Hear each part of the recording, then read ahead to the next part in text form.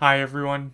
I have a confession to make today, and that is that I am addicted to power leveling manhwa. I know, it's bad. But wait. Before you click away from this video, hear me out. I know that while they aren't, exactly literary masterpieces, power leveling manhwa are honestly kinda fun.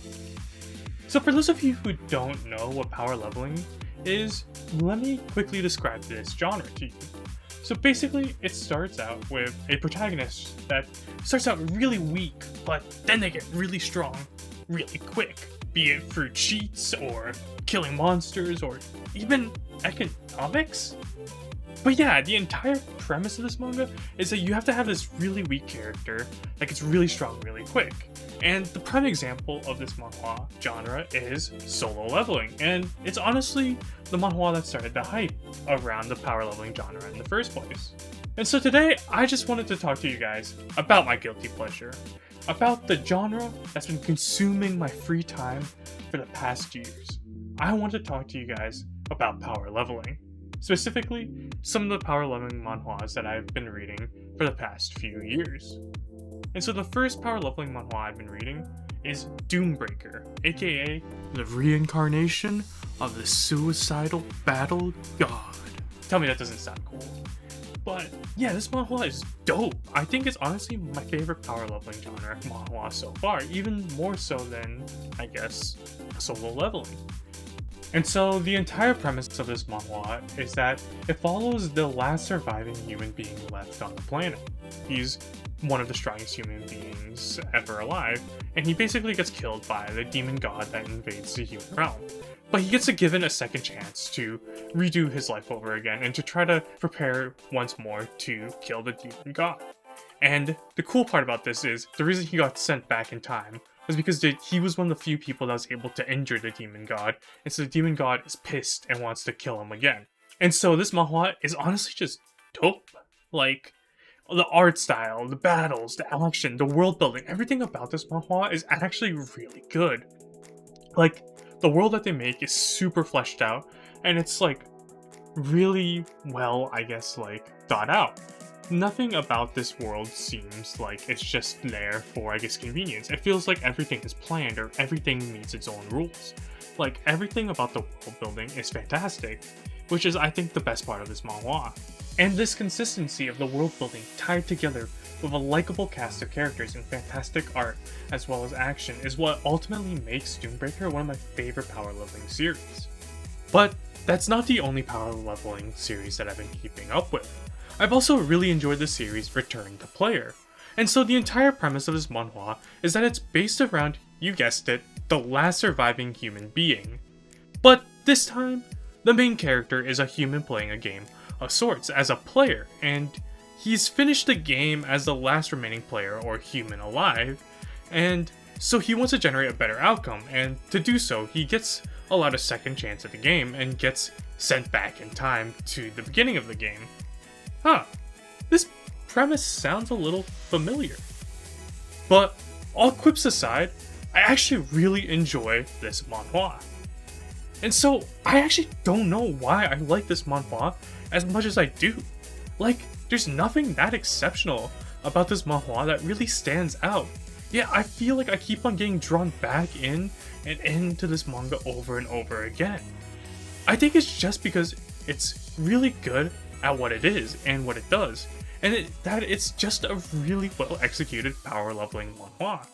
It's kind of cliche at times, and it follows a lot of the tropes that power leveling manhwa have, but it doesn't do them that bad, and it's not that predictable, even though it does follow the power leveling genre. Like, it still manages to keep things fresh in the world that it builds. And that's part of it, is that there is really good world building. There's good art, a fun ensemble of characters that are, albeit a little flat at times, and I think this, I guess, combination of generally good things makes the manhwa a generally good time. And so yeah, overall, I think I just have a really fun time reading this manhwa. And so the last series that I wanted to talk to you guys about is Omniscient Reader's Viewpoint, and this one's really popular, so you might have heard about this already.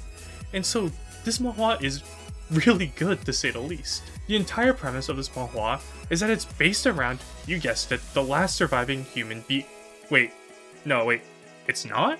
Okay, wait, this time the main character is actually just a guy who really likes this one novel series called 3 Ways to Survive in a Ruined World. And this is a novel about the last surviving human being in a game world, and the main character is the only person to ever read this novel's ending.